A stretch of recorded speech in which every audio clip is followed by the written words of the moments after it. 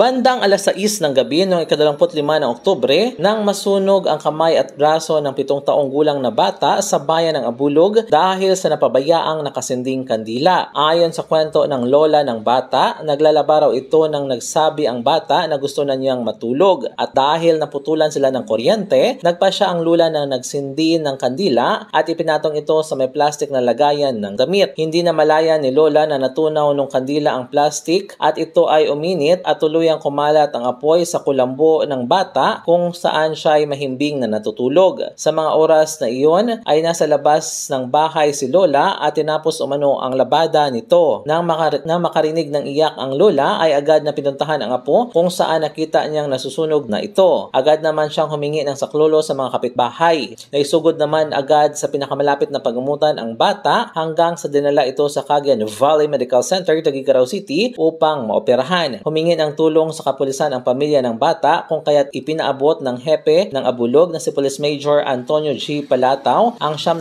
piso bilang tulong pinansyal sa operasyon ng bata. Ang nasabing tulong ay mula sa kapulisan, LGU at sa mga stakeholders na walang alinlangang nagpaabot ng tulong. Nagbabala naman ang kapulisan na ugaliin at tiyakin parati ang kaligtasan ng ating pamilya. Naway magsilbing leksyon ang nangyari upang hindi na ito maulit muli.